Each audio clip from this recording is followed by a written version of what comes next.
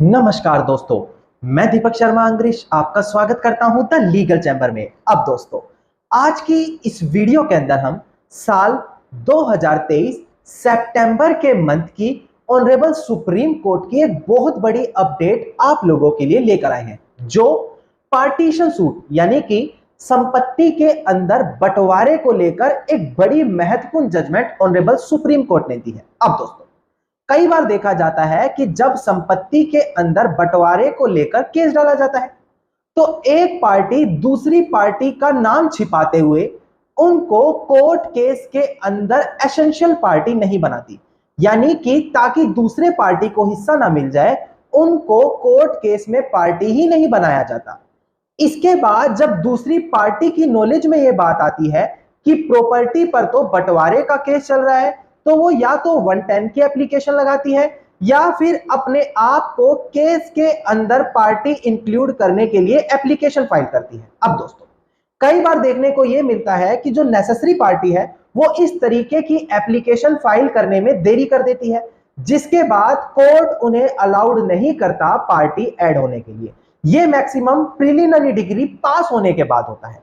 तो ऐसी कंडीशन में एक पार्टीशन सूट के दौरान अगर दो अलग अलग कोर्ट ने डिक्री पास कर दी, यानी कि दो अलग अलग कोर्ट ने अपना फैसला सुना दिया, तो क्या कानूनी रूप से इसे एक्सेप्टेबल माना जाएगा? क्या पार्टीशन सूट के अंदर यह चीज वैलिड मानी जाएगी या फिर सेक्शन 10 सीपीसी के हिसाब से उस सूट पर स्टे लग जाना चाहिए? यह सारी चीज आज की वीडियो में मैं आपको क्लियर करके देने वाला हूं।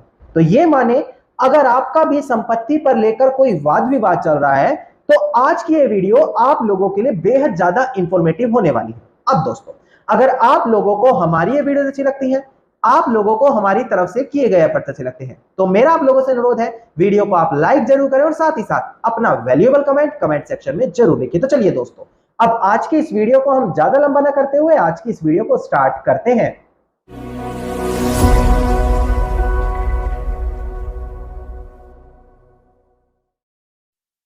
अब दोस्तों, सबसे पहले वीडियो की स्टार्टिंग में आप लोगों को एक इंपॉर्टेंट चीज क्लियर कर दी जाए। देखिए, अगर आप लोगों की कोई भी लीगल समस्या है, आप लोग हमारे थ्रू पर्सनली कंसल्टेशन यानी कि लीगल एडवाइस लेना चाहते हैं, तो डिस्क्रिप्शन में आप लोगों को एक नंबर दिया है, उस नंबर पर आप कॉल करके अपनी कॉल बुक कराते हुए डायरेक्टली हमारे थ्रू भी कंसल्टेशन कर सकते हैं। अब दोस्तों, हम बढ़ते हैं अपनी आज की वीडियो की ओर। देखिए, सबसे पहले हम सीधा जजमेंट पर नहीं बढ़ेंगे, पहले आपको दो इंपॉर्टेंट प्रोविजन क्लियर करेंगे।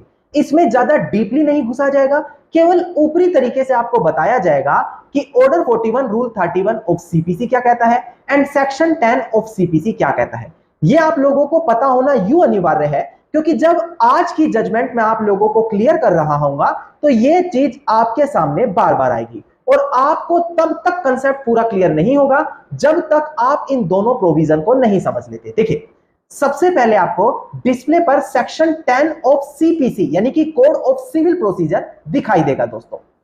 अब दोस्तों, डिस्प्ले पर आपको सेक्शन 10 दिखाई दे रहा होगा। यह बात करता है स्टे ऑफ सूट, यानी कि जो केस है उस पर रोक लग जाना। देखिएगा क्या लिखा है, no court shall proceed with the trial of any suit, यानी कि कोई भी कोर्ट किसी भी प्रकार की ट्रायल को नहीं सुन सकता अगर वो जो मैटर है in which the matter is also directly or subsequently in issue in a previous institution between the same parties or between parties under whom they or any of the claim litigating under the same title। यानी कि दोस्तों, यहां पर कहा है कि कोई भी कोर्ट सुनवाई नहीं करेगा। कब? जब सेम प्रॉपर्टी का टाइटल या दोनों सेम प्रॉपर्टी के भी सेम केस ऑलरेडी किसी दूसरे कोर्ट के अंदर चल रहा हो। अगर ऐसी कंडीशन में सरल भाषा में समझे, एक कोर्ट में ऑलरेडी केस पेंडिंग है और दूसरी कोर्ट में भी जाकर केस डाल दिया जाता है, तो सेक्शन 10 ऑफ सीपीसी का इस्तेमाल करते हुए जो दूसरा केस डाला गया है उस पर स्टे लग जाएगा। दोस्तों, यह प्रोविजन यहां से आपको क्लियर हुआ होगा। अब हम डिस्प्ले पर आपको दिखाकर order 41 rule 31 of CPC clear करेंगे दोस्तों। अब दोस्तों, ध्यान दीजिएगा, इस प्रोविजन के अंदर आपको इंस्ट्रक्शन दिखाई दी होंगी, यानी कि यह बताता है कि जो अपीलिएंट कोर्ट है जिसके सामने अपील डाली गई है वो कुछ पॉइंट राइटिंग में लिखेगा। जैसे कि पहला कहता है पॉइंट फॉर डिटर्मिनेशन, यानी कि जो पॉइंट वहां पर डिटर्मिनेशन जिनके बिहाफ से वो अपील देखी जा रही है वो पॉइंट लिखने हैं। सेकंड, जो वो अपना डिसीजन दे रहा है वो। तीसरा, उसके पीछे का कारण क्या है। चौथा, अगर वो जो डिक्री है उसके फेवर में अपील की रिवर्स की जाती है, उसके फेवर में दी जाती है, तो वो चीज उन्हें रिटर्न में दिखानी होगी। या फिर जो अपीलियंट है उसको क्या रिलीफ देना है, किसके लिए वो हकदार है, वो रिटर्न में दिखानी होगी। या फिर जिस समय वो प्रोनाउंस की जा रही है डिक्री, चाहे वो रिवर्स हो या उसके फेवर में हो या डिसमिस हो, उसको जो जज है उस पर प्रॉपर साइन और डेट डालनी अनिवार्य है। सरल भाषा में समझे तो ऑर्डर 41 रूल 31 बेसिक से इंस्ट्रक्शन आपको क्लियर करता है, जिसको ज्यादा डीपली भी आपको समझने की जरूरत नहीं है, बस इतना पता होना चाहिए कि प्रोविजन में है क्या दोस्तों। अब हम आपको केस टाइटल डिस्प्ले पर दिखाकर क्लियर करेंगे।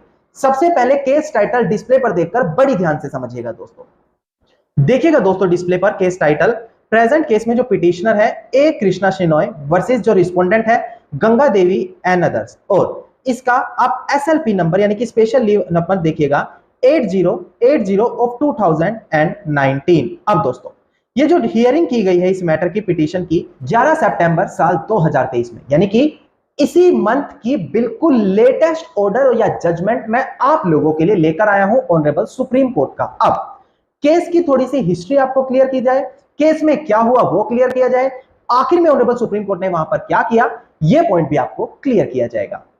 अब देखिए दोस्तों, प्रेजेंट केस में क्या होता है, साल 1994 में एक पार्टीशन सूट फाइल किया गया। जब ये पार्टीशन सूट फाइल किया गया तो प्रेजेंट केस के अंदर दो महत्वपूर्ण लोग थे जिनको पार्टी नहीं बनाया गया, यानी कि जो दो सिस्टर थी, दो बहनें थी, उनको केस के अंदर पार्टी नहीं बनाया गया। नाउ जब ये केस फाइल किया गया इसके कुछ समय बाद किसी एक के पक्ष में तो फैसला जाना था, तो यहां पर एक पार्टी के पक्ष में फैसला दिया गया, यानी कि प्रीलिमिनरी डिग्री पास कर दी गई। नाउ जैसे ये डिग्री पास हुई ये चीज उन दोनों सिस्टर की नॉलेज में गई कि हमें तो यहां पर पार्टी नहीं बनाया, और फाइनल हियरिंग के दौरान वो वहां पर पहुंचती है कि हमें भी इसके अंदर पार्टी बनाया जाए। नाउ ये जो एप्लीकेशन उनकी तरफ से डाली गई है कोर्ट ने उसको रिजेक्ट कर दिया क्योंकि वो फाइनल हियरिंग के दौरान आई है।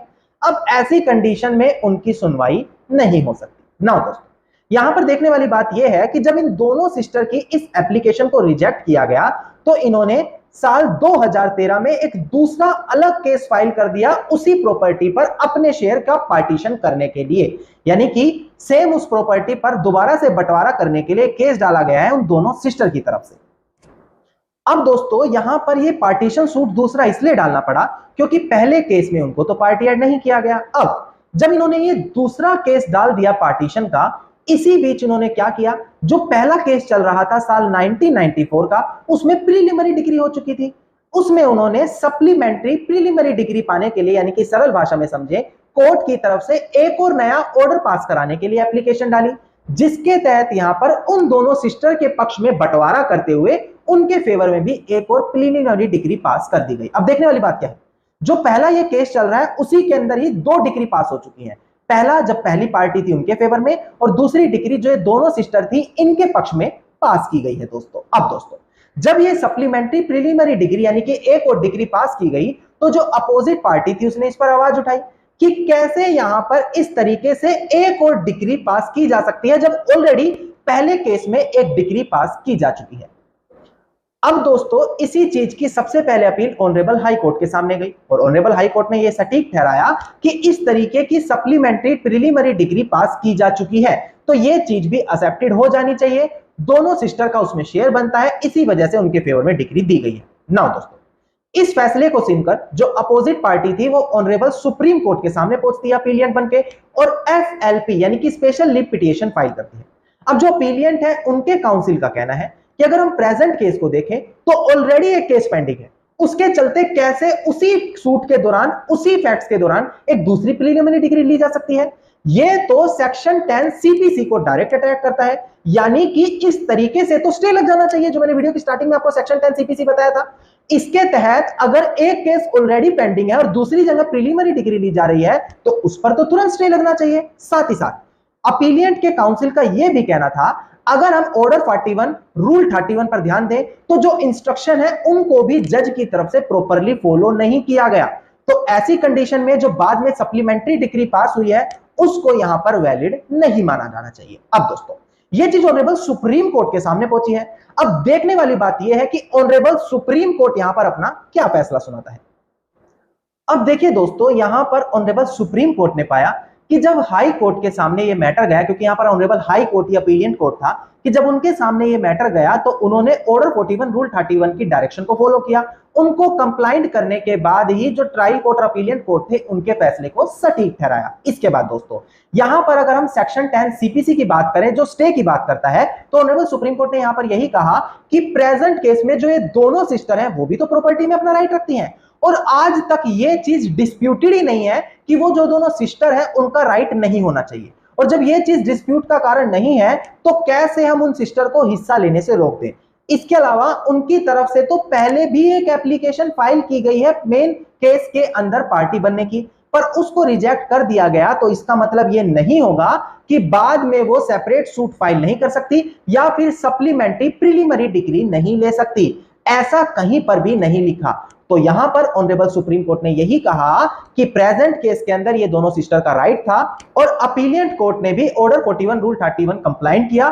साथ ही साथ प्रेजेंट केस में सेक्शन 10 इंप्लीमेंट नहीं होगा और प्रीलिमिनरी सप्लीमेंट्री डिग्री भी यहां पर पास की जा सकती है, और यह चीज कहते हुए उस अपील को डिसमिस कर दिया। नाउ दोस्तों आप इस जजमेंट से क्या समझे, ये सबसे इंपॉर्टेंट पॉइंट आता है। देखिए कई बार यह देखने को मिलता है कि पार्टी की नॉलेज में लेट आता है कि यहां पर प्रॉपर्टी में केस फाइल किया गया है।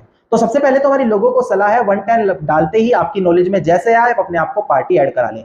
पर कई बार क्या होता है आपकी नॉलेज में नहीं आता तो आप सप्लीमेंट्री प्रीलिमिनरी डिग्री की कोर्ट से मांग कर सकते हैं, और अगर आपका वहां पर राइट बनता है तो आपके फेवर में एक और डिग्री पास कर दी जाएगी जो प्रेजेंट केस के अंदर भी हुआ है। इसका रेलिवेंट रेफरेंस आप वहां पर दे सकते हैं दोस्तों, और इस प्रकार की कंडीशन में सेक्शन 10 भी वहां पर इंप्लीमेंट नहीं होगा दोस्तों।